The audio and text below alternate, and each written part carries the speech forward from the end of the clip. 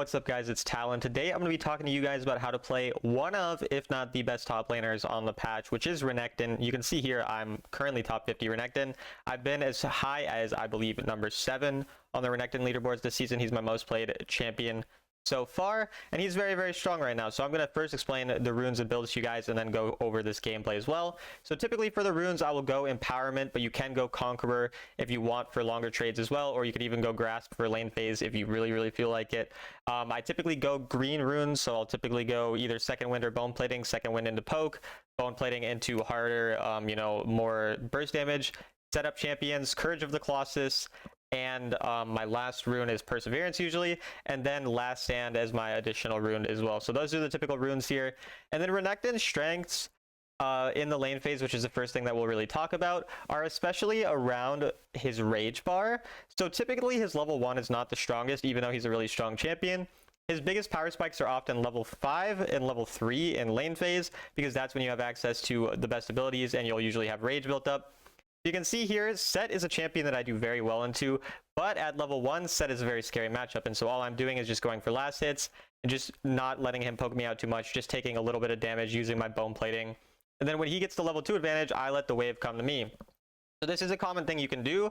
Renekton is strong enough, level 1, that they can't really just hard force and push into you, but he's not strong enough to really get amazing pressure over the wave. So you can see how I'm mostly just going for the last hits, I'm letting the wave come here, and then I'm waiting again for that level 3 to really look for a more aggressive trade. And until then, I'm just building up my rage bar by using my first ability within the wave and to farm, and again, just playing around my power spike, which now is level 3, where I will be stronger. If you guys don't know, the empowered second ability of Renekton will break shields, so I'm typically waiting for Set to use his shield, which is why specifically Renekton is a great counter into Set. So you see here, I'm trying to wait for him to use his shield, but since he never uses it, I just do that with the second ability, and then I try to dodge the true damage on his W or his shield, which I do successfully.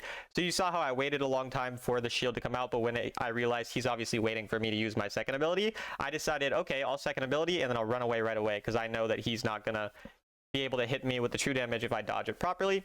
And then I use this time to take a recall, hit my steel caps. Meanwhile, he is stuck, still being in the lane. So now I have the advantage here, and I can play around now my level 5 power spike with also an item advantage. So you can see here, I'm going to try to even stop his back, and I'm going to stay around, and then their jungle shows up, but mine's coming as well. So again, I'm going to be really focusing on that level 5 since I do have the item advantage.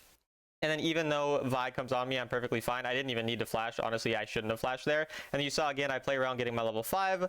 We end up getting the Morgana, or getting the Set as well as the Vi here. Nice gank by my Morgana, where you just win that 2v2 really easily. Again, you can see how powerful the level 5 is for Renekton and really playing around that power spike. So again, even though I'm a really strong early game champion, it doesn't mean that I'm necessarily trying to force level 1, level 2, everything. I'm still playing around my strengths as a champion and utilizing those well. And then we're going to squeeze a couple plates here from that kill. Now we're going to be in a really good spot. So another important thing to mention is the build. So there's a couple ways to go with the build, especially with the first 2 items. So if you're into more squishy or mid-health champions, you can go Eclipse, Black Cleaver, Sterix. And if you're into tankier champions, you can go, and obviously you're always going to probably rush whatever boots relate to the damage type being dealt to you. And if you're into a really tanky matchup, you can go Blade of the Rune King first item, and then Cleaver, and then Sterix, or Sterix and then Cleaver. So I'll do Sterix second when I'm really ahead, and I can really snowball, and the enemy don't have champions who will build anti-shield, most likely, so they don't have lethality champions or things like that. And then I'll build Cleaver when they have champs who are stacking a lot of armor who I really want to be able to melt through and kill. But typically, again, Eclipse into mid-tier health champions or lower health champions, and then Blade of the Rune King into usually just Heartsteel builders is how I'll do it. And then every once in a while I'll also go Gluttonous Greaves instead of defensive boots, but that will only really be into mixed damage tanks like Ornn or Mundo, who do both like AP but also AD with their auto attacks, and it's kind of mixed damage. So for them, I'm just trying to get stuff where I can go like Gluttonous Greaves and then Blade of the Rune King to really shred through those tanks. But again, typically those are the different kind of build alterations. And then as your 4th and 5th item, you're going to go tank items like Twin Guard, Thornmail, Frozen Heart, Randuin's Omen, all these different tank items depending on the game and the enemy team comp. And so once again, you saw how we use our advantage to continue to pressure the turret really heavily. This is another important thing for Renekton. you have to utilize your early strength to push a lot of turrets and get a lot of value that way through the side lane. Typically, you're going to want to try, if you can, to fight at the first objective because you are very strong on that fight. But if you can also just find an advantage in side lane, that's perfectly fine too. So since I have this turret so low and I have the pressure in lane, I'm going to really play around my advantage. My bot lane, for the most part, are losing this lane. Obviously, they got ganked now by my Morgana, but they're still losing the lane as a whole. If you don't know, we're playing against Lemont, who's one of the best players on North America. He's the Thresh this game. So it's kind of a hard game, but we have rank 1 Gragas. Hopar is or Hoper, I don't know how you say his name, but he's my Gragas in mid lane. He's a very good player. He played really well this game as well, so that definitely helped out. But you can see how we're playing around. Again, you know, our strength, which is this side of the map, the top, mid, jungle, are the ones who are really winning. The bot lane not doing so well. And so now I'm even going to just use my pressure to bully the turret because I know that there's no way they can stop me. My jungler's here. The enemy are most likely playing around their dragon. And so I'm just easily able to bully first turret. So again, utilizing your advantages to push first turret and continue snowballing is really important. And then I'm just trying to push this wave and clear it so that I can get my Blade of the Rune King. Set often builds Heartsteel, so Blade of the Rune King into a Heartsteel champion. Always going to be really good because it's going to do, you know, more damage based on their health. And obviously Heartsteel giving you a lot of health. And then second item here, I believe we do go Sterix because I just really want to snowball and be very tanky. And the only champion on their team who can really build anti-shields and not make their build not great is Diana, who could build Trident. But even then, Diana's a lot of times not going to be targeting me, so it's fine. And if Vi does go Serpent's Fang, then she loses out on a lot of like tankiness from her build. So I'm really fine if she ends up doing that. So the Sterix for me, going to make me extremely tanky second item and be very useful to, again, snowball the game. And then again, this is something I've really been learning with Renekton the more I've played him, because this has been a season where I've played a lot more Renekton than in prior seasons where usually I played Jayce top lane all the time and whatever. And that is really, once you get an advantage in lane, pressuring side lane is extremely important. So you can see even here, I saw a lot of people in mid lane, and I know if Diana does show up, that I can just one-shot her because she was already half health. I'll ult and one-shot her pretty much.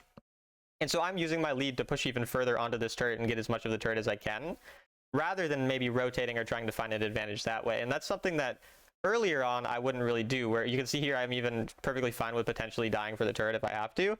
I'm really just focused on getting as much gold as possible. And then here I do believe we still end up escaping. But just playing around that side lane, you know, and really getting a big advantage on the side lane, and then rotating in the later parts of the game towards the team fighting or drawing people to you on the side lane, that's really a big strength of Renekton. Whereas before I would really be too focused on the like team fighting aspect of things, which, for example, if I'm into the enemy team comp, it's really hard to actually catch out a Kai'Sa who has third ability, ultimate, flash, thresh peel, all these different types of things.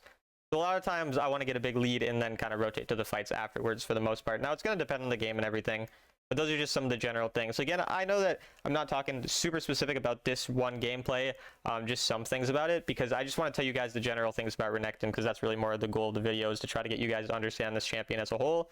Again, playing around level 3 and 5, especially in lane phase, and having good amounts of rage built up for those specific power spikes, and then playing around the side laning and getting a lot of advantage in those types of situations.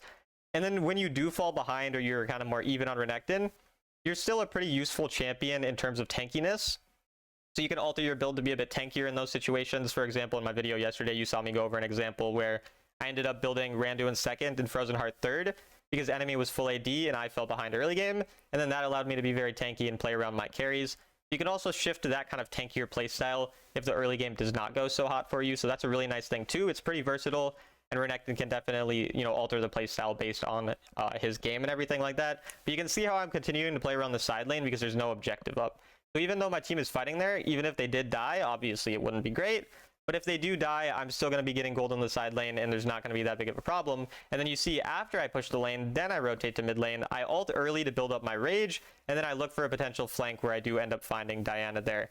So that's another really good thing that you can do as Renekton, is you ult before, or like right when you anticipate a fight, and then that will build up some of your rage. And then now that your rage is built up, you go in and you get really easy abilities off on everyone. So again, going through the side lane, then coming, you know, to take a later flank, because one of Renekton's biggest weaknesses is getting kited, so finding flanks makes it a lot easier to do that. And then now we rotate through the jungle with the rest of our team to make sure that we help them steal as much as possible from that advantage we got. Take our recall for second item, and then obviously Thresh, you know, decides to go pretty crazy here, so we end up trying to go on him and getting the kill there. Getting the stun as soon as Vi dashes on me is also kind of something important to note there, where as soon as I saw the Vi dashing in, I was just holding my stun so that she would get stunned as she dashed onto me. Another small thing there mechanically. And then because we have killed multiple people, instead of instantly recalling, we're going to go with our team to push an additional turret and continue to snowball the game, where we then end up killing the Diana, getting the turret, and now taking our recall for Sterix Gauge plus Gargoyle to make ourselves extremely tanky, where we're now over 3k gold ahead of our set. So again, Renekton is a really good blind pick champion. I'll typically pick him when I don't see my matchup. If I do see my matchup, I might pick Jace depending on the scenario, but for a blind pick, Renekton's always safe. He's good in most lane phases. He's especially good into shielding champions like Set and Mordekaiser, so I know a lot of people hate Mordekaiser. Renekton's a pretty solid champion. Again, be aware if you're playing in, and here you see how like heavy I can go in now that I have Sterix and Gargoyle and everything. I can just go straight onto them, and I'm not worried about dying at all. But for, you know, the Mordekaiser matchup, you do have to really, again, play around that level 3 and level 5 because you're not stronger on levels 1 and 2 for the most part. So do be aware of that. But generally speaking, if you're able to dodge 1 or 2 of his Qs or anything like that, then you can win the matchup very well. And you can just see how tanky I am, how much damage I'm doing when I get this lead. I'm just able to go in, you know, so well and just buy a lot of time for my team. I don't think I played that fight perfectly, but it still, you know, worked out in the end. And then again, you see how I'm trying to stun her as she comes on us. You know, don't worry about the phrasing there, but anyways, you know, you see how the fights were just so tanky for so long, buying so much time. And then again, I did probably overstay, could have recalled a little earlier, but it's fine. Still working out well, still being very tanky and getting a lot of value. And then from this, you know, point on, the game is relatively straightforward, and that's kind of the nice point about Renekton, that he's really good with the lead. And then once you have that lead, typically it's pretty straightforward. You just play around the side lanes, typically side lane on the opposite side of wherever an objective is spawning. For example, Baron's the next objective that's spawning here, so I'm going to push through the bottom side of the map. I'm going to try to draw pressure on the bottom side, and then when I do see an angle for a play, after I push the wave or whatever, I might then start rotating to the other side of the map. So here even, you see how I end up trying to find a sneaky little play onto Diana, which does look like it's going to work out here. Maybe she jukes me here, but we do get the stun. I think we kill her eventually. You know, it might take a little bit. Oh my god, she just keeps juking me. Okay, we eventually killed her. You know, it took 6 minutes, but eventually it worked. I don't know why Vi went back in there, but I don't even know if we do kill Vi now. I don't remember what was happening. Oh yeah, the lantern. I thought I activated my W here, but I didn't. I remember that. I thought I W'd her, but it turns out it was just an auto attack, and so she didn't end up dying. A little unfortunate. But again, you just see how we're constantly playing around this side lane, getting the waves pushed, and then looking for rotations afterwards, and playing around our recalls for items as well. I should probably take a recall since I'm about to have Cleaver here, but then Vi decides for some reason she wants to smoke and decides to go on me. I don't know why she did that, but you know, I appreciate it. Now we're just able to poke her out and continue to stall and buy a lot of time until she gets lanterned out again, which is unfortunate. But yeah, I've been talking a lot, but yeah, that's pretty much the main sort of thing about Renekton. It's really nice because he's very versatile, can be very tanky, can also be a good side lane and carry, can team fight well. So he just has a lot of versatility to him, has that really strong lane phase if you play around the power spikes properly. And then again, the main thing to understand is just when you get that lead, try to draw a lot of pressure on the side lane and then use that side lane pressure to allow yourself to potentially either, you know, pressure a turret and get a lot of gold on yourself, or to find a flank angle onto the enemy. And then they do FF after just 12 minutes. And obviously, you know, there's some games where you have to come back or you have to play the late games, but this is a great example of sort of how to snowball a game on Renekton. So I hope you guys enjoyed. As always, as a rank 5 sovereign autofill player, I do coaching for just $15 an hour. So if you're interested in that, DM me on Discord, Talon1169, or through the link in the description to my Discord server, and I'll see you guys in the next video.